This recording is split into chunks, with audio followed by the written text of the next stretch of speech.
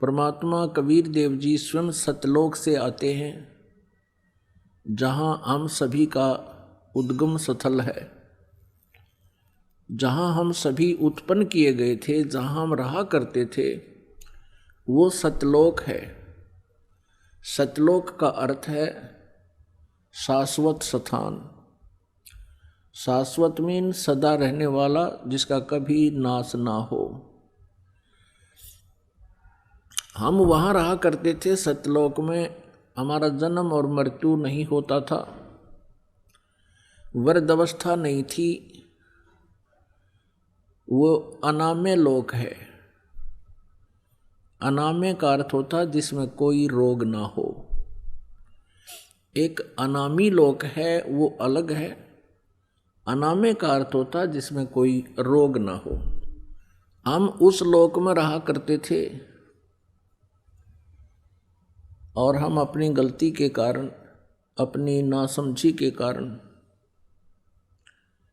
हमने वहाँ एक भयंकर भूल करी, जिस कारण से हम सभी यहाँ काल के जाल में फंस गए।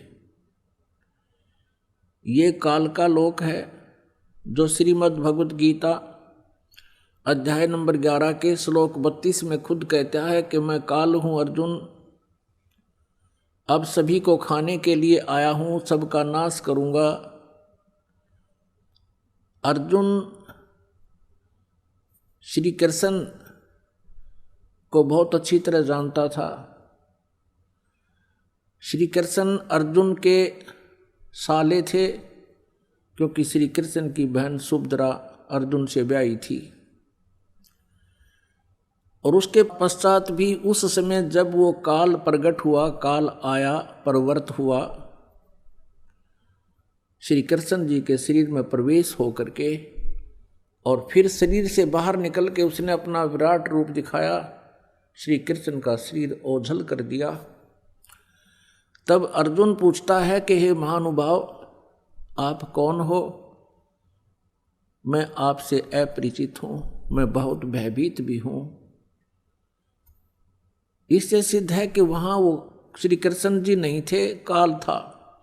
वो काल बोल रहा था। श्रीमद् भगवद गीता जी का ज्ञान इस काल भगवान ने दिया है श्री कृष्ण जी के शरीर में प्रवेश करके। तो वो स्वयं कहता है कि मैं काल हूं और अब प्रवृत्त हुआ हूं।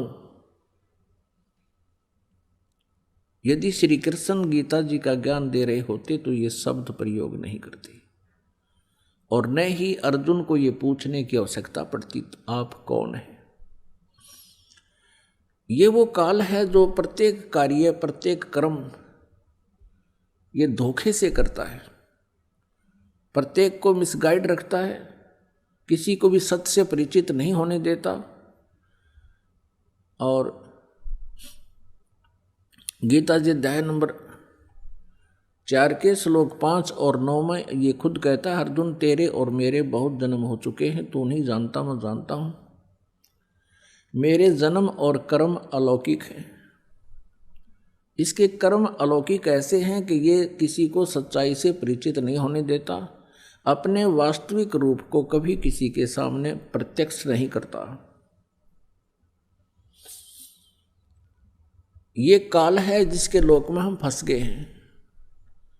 और ये स्वयं अर्जुन कह रहा है, क्योंकि वो श्री कृष्ण मान रहा था उनको, कह रहा है कि हे भगवान, आप तो देवताओं को भी खा रहे हो। 11वें अध्याय के 21वें श्लोक में आप ऋषियों को भी खा रहे हो और वो आपसे ही मंगल कामना कर रहे हैं, प्रार्थना कर रहे हैं अपनी सुरक्षा की, आप उन्हें भी खा रहे हो। कुछ आपकी दाढ़ों में लटके हुए हैं, सब के सब आपके मुख में समा रहे हैं। तो 11वें अध्याय के 32वें श्लोक में कहता है, अर्जुन मैं काल हूं, मैं अब प्रवृत्त हुआ हूं और तू ना युद्ध करेगा तो भी मैं इनको मार डालूंगा, मैंने इनको खाना है। तो ये लोक इस काल का है और यहां जन्म और मृत्यु कंपलसरी है, क्योंकि इसको काल भगवान को एक श्राप लगा हुआ है 1,00,000 मानव शरीरधारी प्राणियों का नित आहार करने का। पुण्यात्माओं, जैसे ये स्थूल शरीर तो यहाँ रह जाता है, हम तो इसके काम लगे रहते हैं। कोई जमीन में गाड़ देता है, कोई सवा कर देता है, संस्कार कर देता है, जला देता है, कोई जल प्रवाह कर देता है, कोई वैसे जंगल में डाल देता है। ये स्थूल शरीर को नहीं खाता, इसके अंदर सूक्ष्म शरीर है और सूक्ष्म शरीर के अंदर पूरे जीवन में मनुष्य शरीर के अंदर जितने भी ये व्यसन करता है, आहार करता है, उसका सूक्ष्म तत्व समावेश हो जाता है सूक्ष्म शरीर में। और उस सारे 1,00,000 मानव शरीरधारी प्राणियों को तपतशिला के ऊपर एक बहुत बड़ी तपतशिला माने अपने आप गर्म एक तवे जैसी पत्थर की टुकड़ी है, उसके ऊपर डाल देता है। वो सब तक गर्म रहती है, बहुत बहुत गर्म होती है और सभी प्राणियों को उसके ऊपर डाल देता है। फिर वो वहाँ प्राणी ऐसे तड़प तड़प कर जैसे खील भुन्या करें, ऐसे चटक पटक करते हैं और वो मरते नहीं। सूक्ष्म शरीर में पीड़ा बहुत होती है, सब तौबा बोल जाते हैं।